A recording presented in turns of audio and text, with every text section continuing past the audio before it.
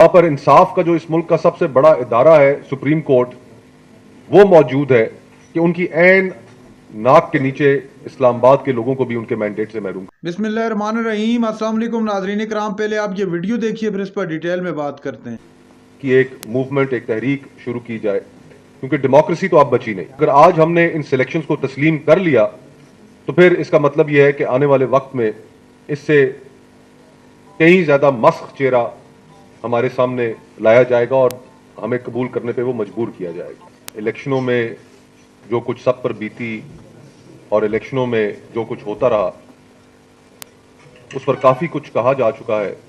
मैं मजीद उन बातों को दोहराने में वक्त का ज़िया नहीं करूंगा। इतना जरूर कहना चाहूंगा कि मेरे लिए ये बड़ी काबिल हैरत बात है, हमारे लिए बड़ी काबिल हैरत बात है कि बैंक्रप्सी ऑफ मोरालिटी देखिए कि जो साहिबान इस वक्त फॉर्म 47 के जरिए जीते हुए हैं, वो उन असेंबलियों में हल्फ उठाने जा रहे हैं। उस कौमी असेंबली के हॉल को भी आप में से बहुत से लोगों ने देख रखा होगा कि जिसके ऊपर गोल दायरे में खुदाए बुजुर्गो बरतर के नाम लिखे हुए हैं और उसके ऐन नीचे खड़े होकर ये तमाम साहिबान, अक्सरियत उनकी, वो उन जाली इलेक्शंस के इशू करदा नताइज पर मबनी हल्फ उठा रहे होंगे।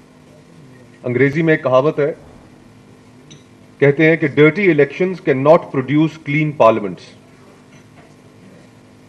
ये जिस तरीके के इलेक्शंस हुए, इनको डर्टी कहना तो मेरे ख्याल से वो भी लफ्ज डर्टी की भी तौहीन है। डे लाइट रॉबरी है ये, अवाम के मैंडेट के ऊपर डे लाइट रॉबरी है। और बाकी जिस तरह पूरे मुल्क में बलूचिस्तान की यहां पर मिसालें दी गई, वहां पर हम सुनते आए कि ऐसा होता रहा है, लेकिन यह तवक्को नहीं थी कि इस मुल्क का जो दारुल खिलाफा है, जो इस हमारे मुल्क का चेहरा है, जिसमें कहने को बाशऊर लोगों की तादाद, पढ़े लिखे लोगों की तादाद बाकी मुल्क की निस्बत सबसे ज्यादा है, जहां पर इंसाफ का जो इस मुल्क का सबसे बड़ा इदारा है सुप्रीम कोर्ट, वो मौजूद है कि उनकी ऐन नाक के नीचे इस्लामाबाद के लोगों को भी उनके मैंडेट से महरूम कर दिया जाएगा। तीनों हलकों से जो साहिबान जीते, असल में फॉर्म 45 के मुताबिक वो और हैं, और जिनको जिताया गया उनके नामों से हम सब वाकिफ हैं। अब इस सूरत हाल में हमें आगे का क्या लाए अमल इख्तियार करना चाहिए, ये गुफ्तगू ज्यादा अहम है। और मैं मोहतरम सिराजुल हक साहब के सामने एक दो तजावीज़ रखना चाहूँगा, दीगर जो कायदीन यहाँ पर मौजूद हैं, कि इस वक्त बलूचिस्तान में 4 जमातों का आपस में एक अनस्पोकन अलायंस बन चुका है।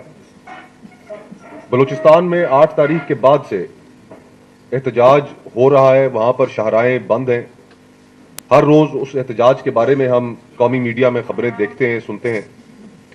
हज़ारा Democratic Party, Balochistan National Party, Mengal साहब और महमूद खान अचकजई साहब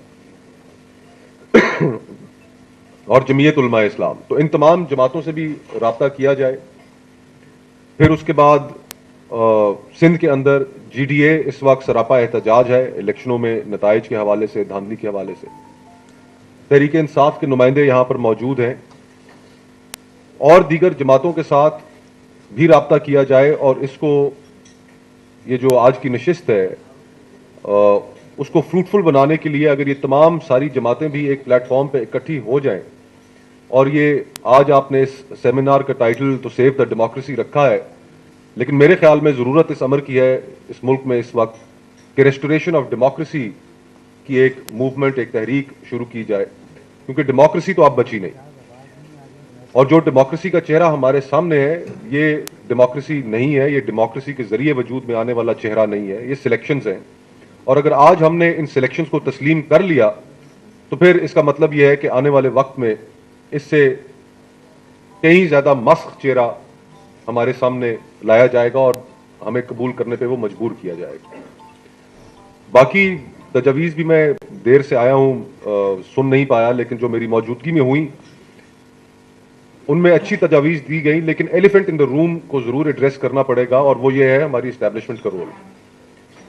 हम कब तक इस मुल्क में इस चीज़ की इजाज़त देते रहेंगे कि लोगों का जो मैंडेट है, उनकी जो राय है, उस पर इस तरीके से प्री पोल रिगिंग में भी असरअंदाज होता उनकी तरफ से हुआ जाता रहे, और फिर जब वो किसी खातिर में ना आए, किसी काम में ना आ सके, तो ब्लेटेंट धांधली करके, और जो फॉर्म 47 को जिस तरीके से बदला गया, तो इस्टेब्लिशमेंट के रोल को भी खुल के डिस्कस करना पड़ेगा कि 76 सालों से ये जो दायरों का सफर जारी है, इसको हम मजीद जारी नहीं रख सकते।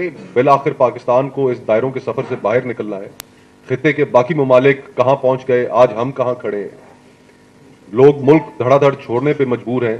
पिछले साल पाकिस्तान से तारीख की सबसे बड़ी माइग्रेशन हुई, 10 लाख से ऊपर पाकिस्तानी ये मुल्क छोड़कर निकले, और अगर इसी तरह के हालात जारी रहे तो मजीद लोग न सिर्फ ये मुल्क छोड़ने पे मजबूर होंगे, बल्कि ये सियासी बेयकीनी की फिजा जो बची खुची हमारी मईशत है, उसको भी तबाह बर्बाद करके रख देगी।